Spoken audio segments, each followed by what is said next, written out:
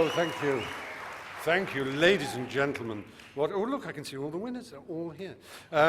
Very exciting. What a great evening, and how wonderful that this T3 award ceremony has grown and grown from being in a small upstairs room in a pub in Rickmansworth to now being here at an old fish market. It is a sign of the times, however. It's a sign that, the world of gadgets, the world of tech, has reached an even higher plane. It's closer now to rock and roll than it's ever been. Had I gone to an event like this 10 years ago, it would have been filled with nerdy people in spectacles and... oh, well, never mind.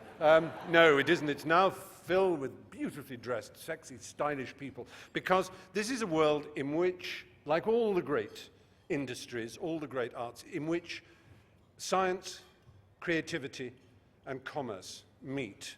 And when they meet, and there's a kind of tremendous explosion. It happened with film, sort of what film is. It happened with rock and roll music.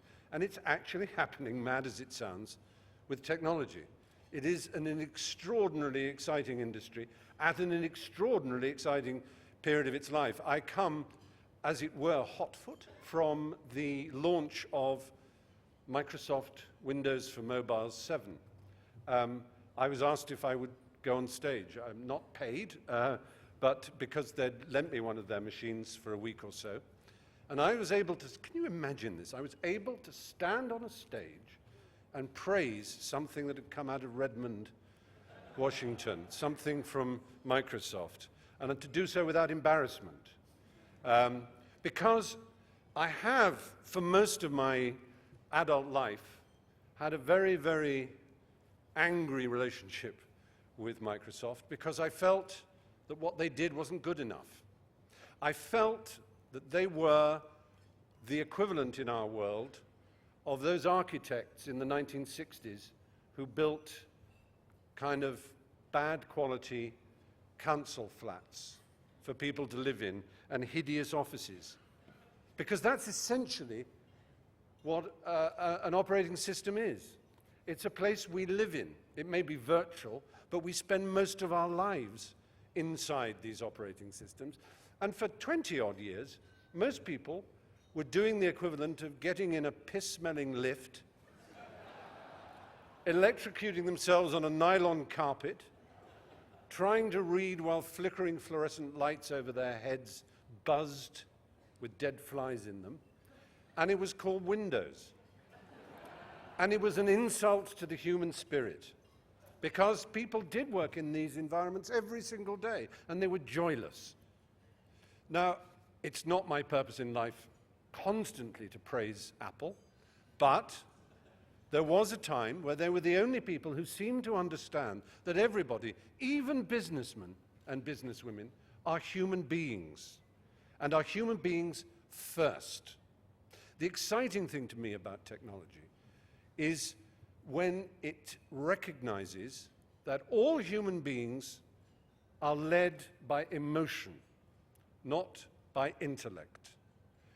When we buy a house, yes, it has to answer some sense of requirements. It has to have the right number of bathrooms and the right number of lavatories, and the central heating ought to be there, and various other things. But that's not why we say this house, not that house. We say this house because of feeling. We feel we like it. We like the atmosphere.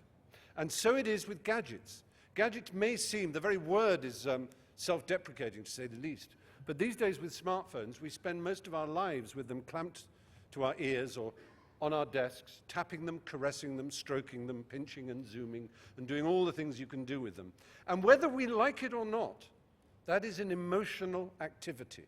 It calls into play all kinds of parts of our brain that are connected to looking at babies and stroking animals. Now, when someone says to me of some device, like, for instance, I'm holding it in my hand now, this is the, oh look, a white iPhone 4, yeah. Only one in Europe. Anyway, not sad, but anyway, this is the HTC Windows 7 phone. If someone looks at it, they might be tempted to say, if they're don't really understand this whole business I'm talking about. What can it do? Now, to me, that is like if I'm out walking a dog and someone looks at the dog and says, how many tricks can it do? List them in order. It's not a question you would ask of anybody with their dog. You would say, "This is a lovely dog. Do you love him?" And you say, "Yes, I do. He's actually hopeless. He's not actually that good at tricks. He brings me, you know, he breaks wind in front of people, and he's smelly, and he licks the hand of burglars, and, you know, he's a useless dog, but I love him." And we're sort of like that about our technology, about our anything. Obviously, we like it when they're fabulous and they're pedigree and they're sexy, but it's the loving them. And finally, Microsoft have come up with something that is very short on function in some respects, but is lovable. And we have Android, which is mostly lovable. And we have iPhones, which are mostly lovable. And soon there'll be the WebOS of the legacy of Palm, which Hewlett-Packard, of course, have bought. And I guess Symbian 3 will count. And suddenly there's a really rich ecosystem just in smartphones. There's a biodiversity, which is thrilling, because those are the conditions which drive creativity, which drive real imagination and real innovation. And we've seen, it's only, goodness me, it was 2007 the iPhone came out. It's ridiculously short time. Ridiculously short time. I've always claimed that a digital year it should really be called 3 years, at least. It's at least 9 years, surely, in proper human terms since the iPhone. But it is actually a very short time. And we are still really at the dawn of this kind of technology. That's what's so exciting. In 10 years' time, if I were to get up at the next T3 Awards, which will be presumably held in Buckingham Palace, everything I've said today will seem so petty and so small, because time does not stand still in this industry. You are in an industry which is the most exciting in the world. There is no better place to be than here, right now, today. And that's a marvelous feeling for anybody to have, I think. And not only is it stuff that, yes, can make you money, if that's what you like, but it can change the world. When Steve Jobs brought out the Macintosh in 1984, January 1984, he knew he'd done something extraordinary, that he was starting something. It took a very long time. You remember how long it took Microsoft to come up with Windows, which was like an operating system on top of a DOS shell, which eventually was usable after about 11 years after the Mac, really. But he knew that he was a tiny company, and the big player in those days was IBM. And he pictured Apple as being like Pepsi, and IBM as being like Coca-Cola. And it so happened that in that year, 1984, for the first time in history, Pepsi overtook Coca-Cola in the most important sector of the soft drinks market. So Steve Jobs, being Steve Jobs, went to the head of Pepsi, a man called John Sculley, and asked him to take over at Apple, to do for Apple what he'd done for Pepsi. John Sculley said, I don't know anything about computers, it's not my kind of thing. Steve Jobs tried again, no, I'm not interested. And Steve Jobs, being Steve Jobs, was persistent, and he came up with a great phrase, which will ring down the ages. He said to John Sculley, "Do you want to sell fizzy colored sugar water for the rest of your life, or do you want to change the world?" Which is a hell of a pitch. And so John Sculley said, "Oh, okay, I'll come to Apple then." John Sculley came to Apple, and as you probably know, one of his first acts was to fire Steve Jobs from Apple. It's a weird story. It's one of the great, one day someone will make a great film about it. If there's a great film to be made out of Facebook, and apparently there is, I haven't seen it yet, imagine the film of Steve Jobs and Apple, if he weren't so litigious. But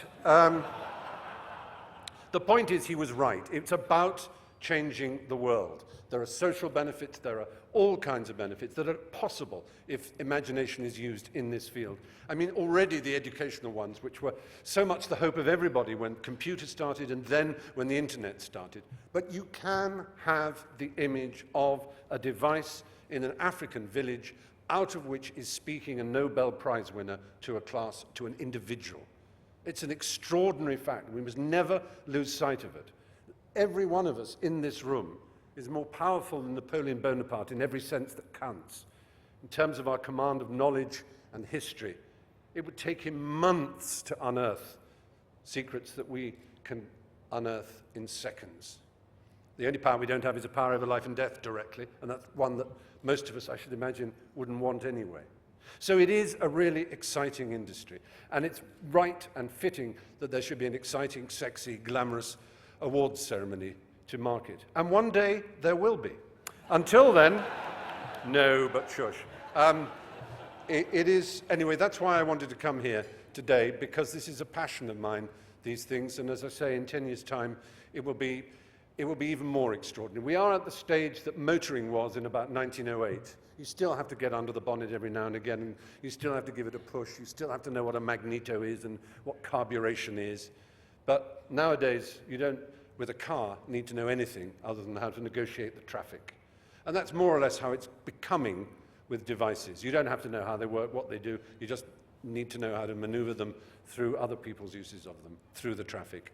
It's going to get more and more exciting. And many of the people in this room will be driving that excitement. And I salute you all for it, winners, nominees, and professionals and amateurs like me alike. Thank you very much. You're in for a hell of an evening. Thank you.